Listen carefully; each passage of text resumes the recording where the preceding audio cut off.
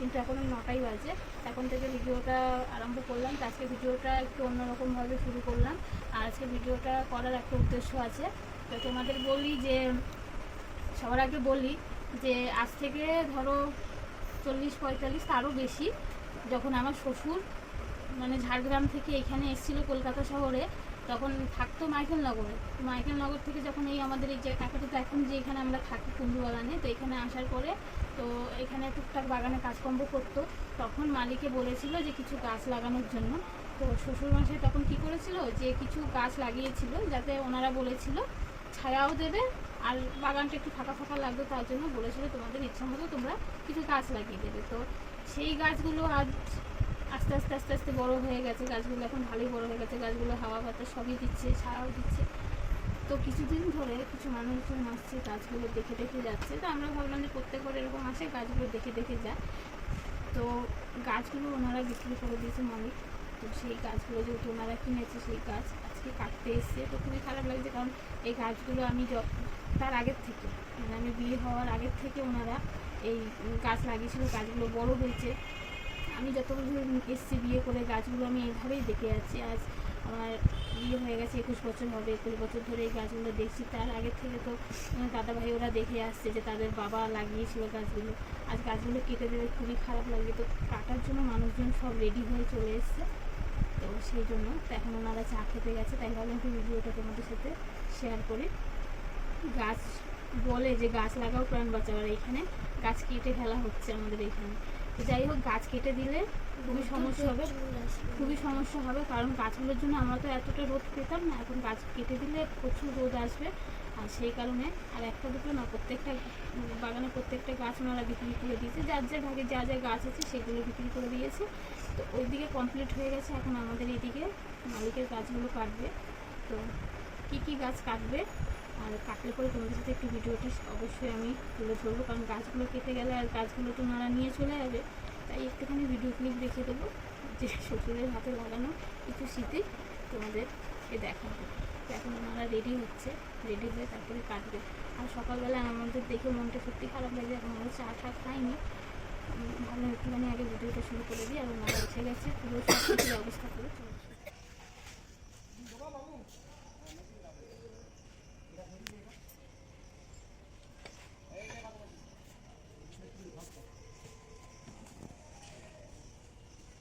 বন্ধুরা, গাছ কাটা আরম্ভ হয়ে গেছে। আমি তো এখন রান্নাঘরে এসেছি চা করতে, এদিকে ভাতও বসিয়ে দিয়েছি।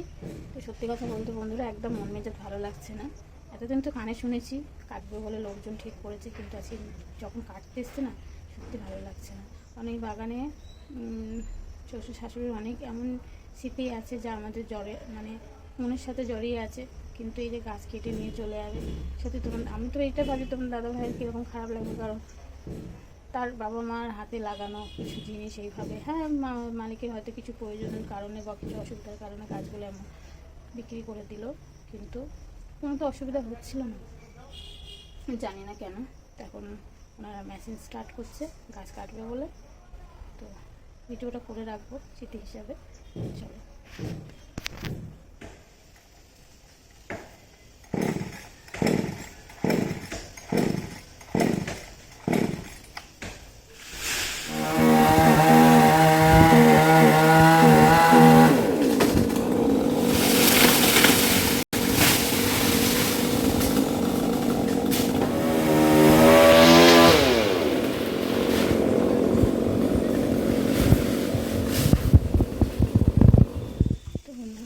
কিন্তু অনেকক্ষণ ধরে মেশিনটা সাহায্যে গাছ কাটবে বলে অনেক চেষ্টা করলো, কিন্তু মেশিন কিছুদিন স্টার্ট হলো না। ওনারা নিজেদের মধ্যে বলাকওয়া করছে যে আমরা তো এর আগেও গাছ কেটেছি, কিন্তু এরকম কোনো রকম অসুবিধা হয়নি মেশিনে। কিন্তু আজকে কেন এত অসুবিধা হচ্ছে, একটুখানি চলছে আবার বন্ধ হয়ে যাচ্ছে। তো শেষমেশ ওনারা কুরুলের সাহায্যে গাছ কাটছে। আর এত মোটা এত ভারী, মানে এত মোটা মোটা গাছ কুরুলের সাহায্যে কাটছে, মেশিন চলছেই না। মা বলছে মেশিন কী হলো, ঠিকঠাকই করে নিয়ে আসলাম, আবার এমন কেন হচ্ছে। এর আগেও তো এই মেশিন দিয়ে সমস্ত বড় বড় গাছ কেটেছি, তো জানি না কেন এরকম হচ্ছে। তো ওনারা লাস্টে কুরুলের সাহায্যে এখন গাছগুলো কাটছে। আর তোমাদের তো দেখালাম। আর এদিকে আমার রান্নাবান্না অর্ধেক হয়ে এসছে, ভাত হয়ে গেছে, ডাল হচ্ছে, আর উচ্ছে ভাজা বসিয়েছি। আজকে এরকম সিম্পল রান্না করবো, কারণ সকাল থেকে আজকে পুরো মেঘলা ওয়েদার আর প্রচণ্ড গরম। তো চলো একটু একটু করে সব কিছু শেয়ার। জানেন তো বন্ধুরা, আমি তো সত্যি বলতে অবাক যে এই বয়সে এসে এনাদের গায়ে এত জোর, মানে দেখো তোমরা, হ্যাঁ বয়স্ক মানুষগুলো কিভাবে, আর ওনারা কিন্তু মানে ওনারা কিন্তু এসছে বয়স্ক মানুষ বলে যে বসে থাকবো বা ফাঁকি দেবো তা তো না, ওনারা এসব থেকে সমানে কাজ করে যাচ্ছে। আর এই যে ওনারা তো একজন তো গাছে থেকে ডালগুলো কাটলো, হ্যাঁ ওনার একটু বয়সটা ঠিকই আছে, কিন্তু নিচে যারা আছে তারা কিন্তু বলতে গেলে মধ্যবয়সী, বলতে গেলে।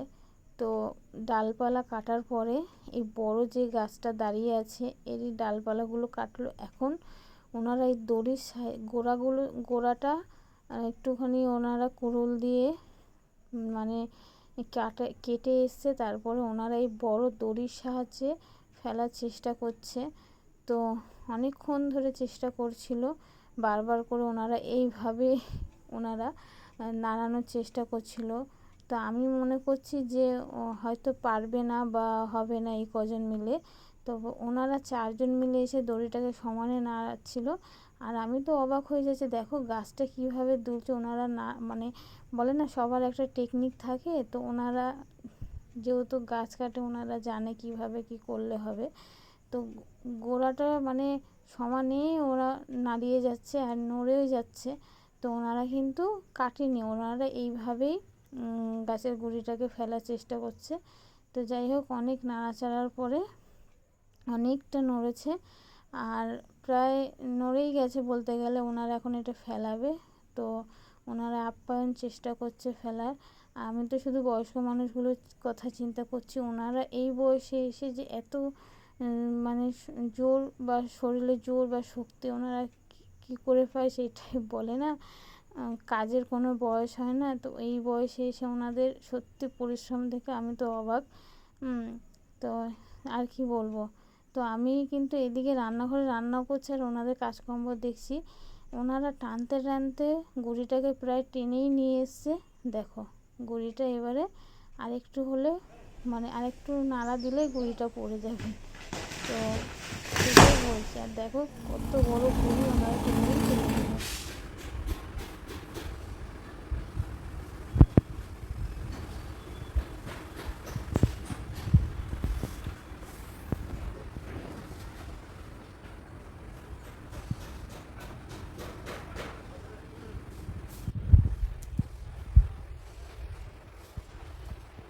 তো বন্ধুরা এখন বাজে আড়াইটে বাজে। আমাদের ঘরে তো এখন 3:45, কিন্তু 2:30 বাজে। আর স্নান করে পুজো টুজো দেওয়া হয়ে গেছে। আর সকাল থেকে তো ভিডিওটা শুরু করেছিলাম, তারপরে আর কন্টিনিউ করিনি।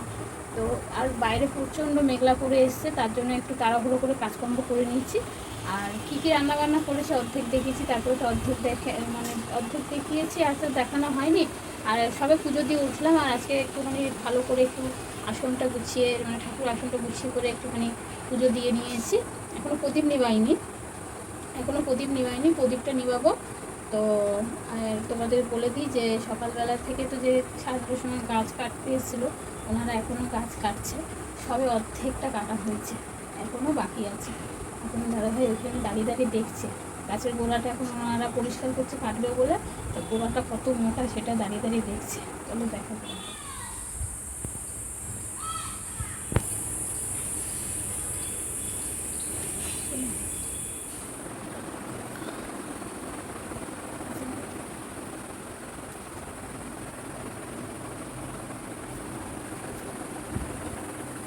তো পুজো দেওয়া তো হয়ে গেছে, প্রদীপটা নেবো, তারপরে দুপুরে খাওয়া দাওয়া করবো। আর আজকে প্রচুর মাল দিয়েছে, গতকালকে মাল তো দিয়ে এসছে, তারপরে আবার মাল দিয়েছে। এখানে এরকম দাদাভাই দিতে গেছিলো, দিয়ে চলে এসছে, আবার মাল নিয়ে এসেছিলো, অর্ধেকটা করছিল ও।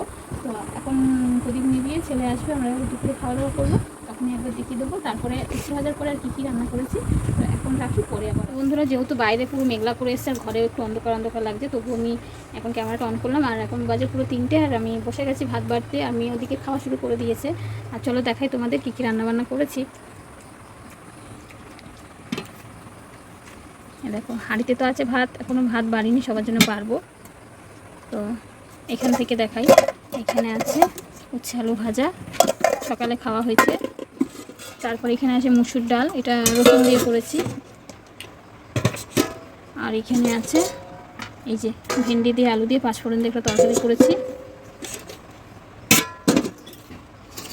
আর এখানে দেখতে পাচ্ছ আলু বেগুন বড়ি টমেটো দিয়ে একটা তরকারি করেছি। এই হয়ে গেল আমার রান্নাবান্না। হ্যাঁ, আজকে কোনো কিছু রান্না করিনি, শুধু সবজি রান্না করেছি। ঘরে যেটুকু যা সবজি ছিল আজকে করে ফেলেছি, তা আজকে অনেক কিছু আর রান্না করিনি। আর ভেন্ডি তরকারিটা দেখতে পাচ্ছ, ওইটা রাতের জন্য করে রেখে দিয়েছি। আর ডাল উচ্ছে ভাজা আর বেগুন বড়ির তরকারিটা এখন আমরা রাতে খাবো। আর ও মেয়েও খাওয়া শুরু করে দিয়েছে, ও গতকালকের একটু তরকারি ছিল ওই দিয়ে খাচ্ছে। তো চলো এখন ভাত বেড়ে ঝটপট খেয়ে নিই।